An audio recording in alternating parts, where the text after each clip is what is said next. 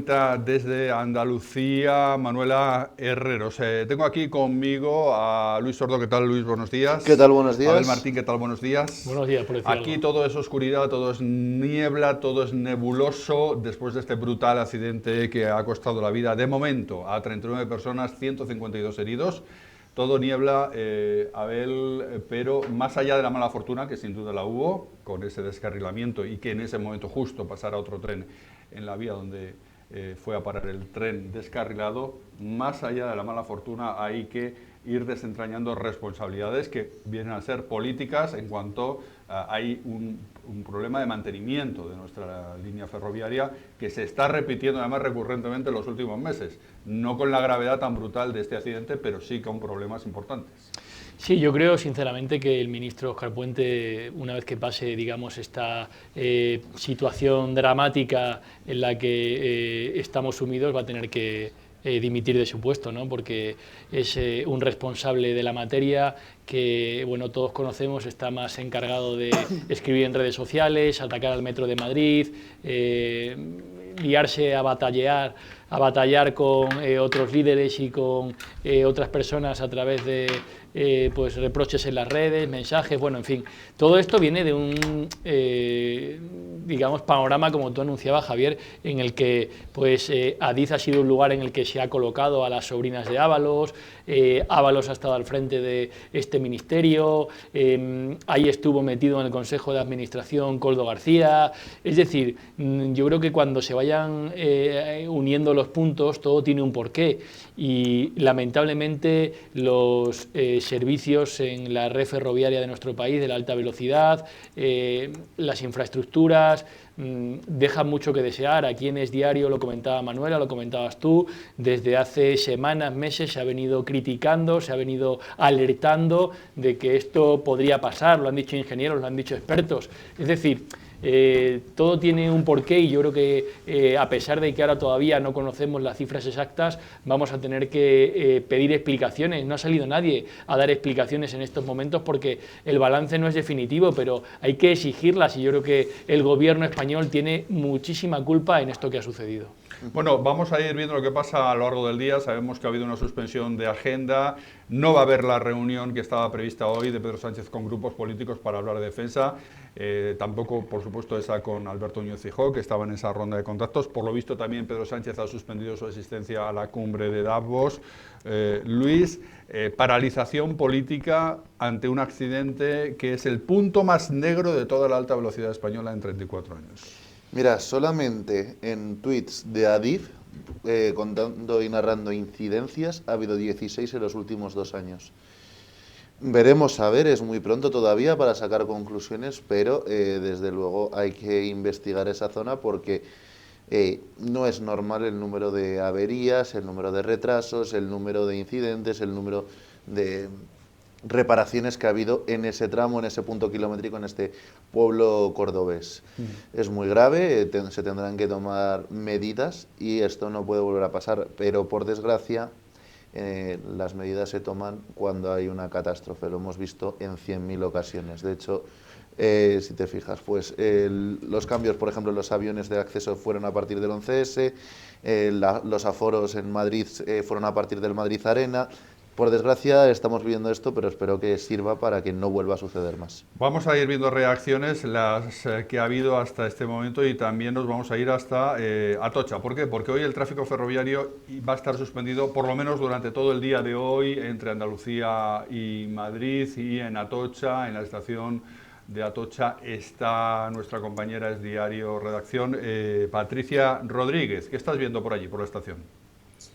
Efectivamente, nos encontramos en Atocha, donde ahora mismo el tráfico es mínimo y lo que podemos saber son las noticias que nos llegan, digamos, a cuentagotas, y es que en la zona donde se produjo el incidente está estipulada para que se llegue a una velocidad de 250 kilómetros por hora y los trenes vienen equipados con un sistema de seguridad, por lo que se descartaría el fallo humano en este accidente.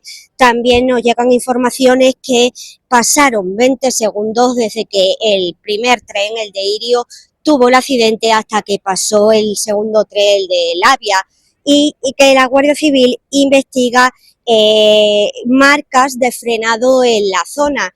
Y por último, como última información que nos ha llegado, es que la Guardia Civil ha abierto en la oficina de la Comandancia de Córdoba una zona habilitada para que los familiares directos acudan a denunciar, a aportar muestras de ADN para cotejar esas personas fallecidas y así proceder a su identificación. Patricia, esto supone trastocar todo el tráfico ferroviario, como decimos, entre Madrid y Andalucía, que es muy cuantioso a diario entre Madrid y Sevilla. Habrá gente que se ha quedado empantanada, habrá habido incidencias. Ahora me imagino que se iniciarán reclamaciones de billetes que se pierden.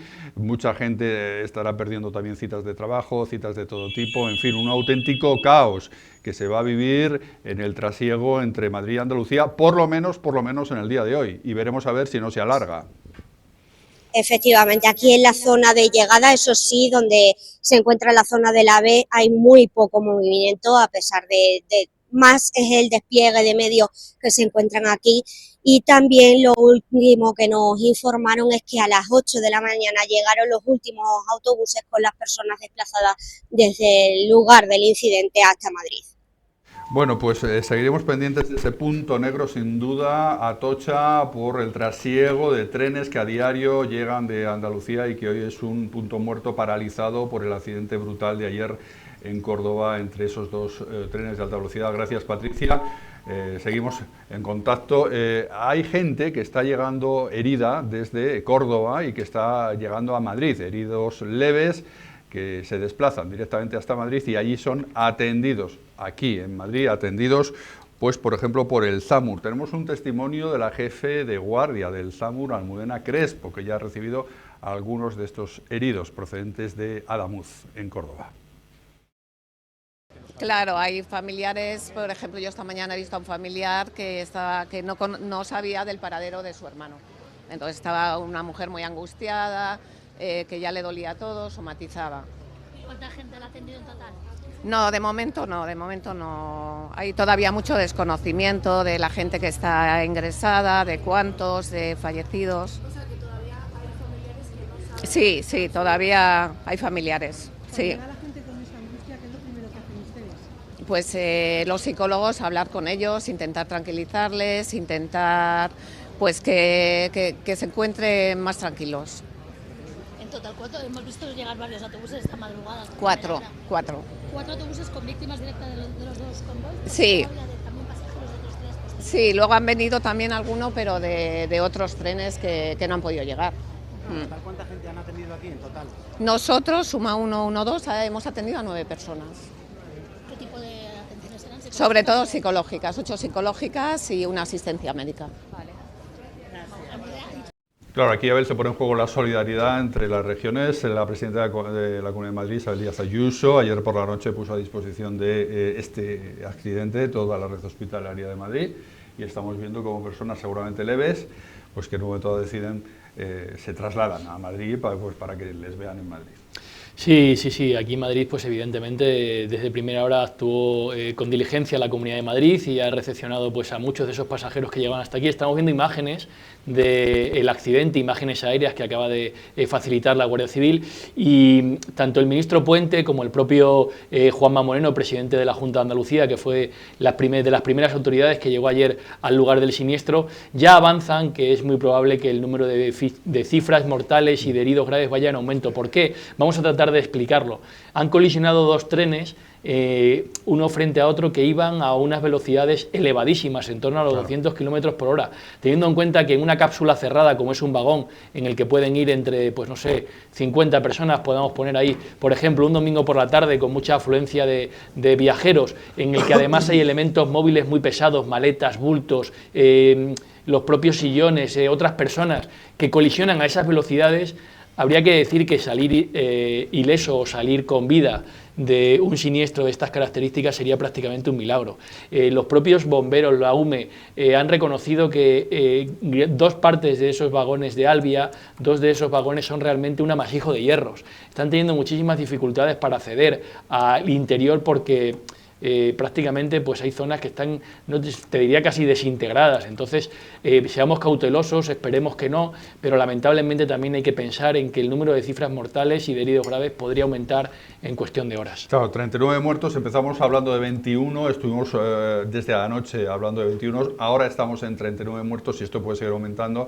Abel, en estas imágenes aéreas que nos sirve la Guardia Civil se ve claramente la magnitud del accidente desde arriba, digamos, como hay un tren que invade totalmente una vía y claro, llega otro a una velocidad de vértigo de más de 200 kilómetros a la hora y el choque es brutal, de manera que hay convoyes del tren de Ayla, de Albia, el que llega a la otra vía, que salen despedidos. Eso es. Si ya un impacto a 50 kilómetros por hora de dos elementos que van en direcciones opuestas es demoledor, imagínense cuando se aumentan las velocidades, ¿no? En este caso, desde las imágenes aéreas he podido apreciar tal vez unos 300 metros de distancia entre unos vagones y otros. Hay que imaginar el momento del impacto, cómo tuvo que ser eso, ¿no? Algunos supervivientes cuentan realmente cómo lo vivieron, cómo se desplazaron y cómo han quedado ahora mismo lo que estamos viendo, ¿no? Disculpa, Abel, porque hemos visto al rey de España que ha estado ya en el lugar de los hechos, que está en este momento en el lugar de los hechos y que ha dado una declaración que enseguida se la vamos a rescatar y a enseñar. Las declaraciones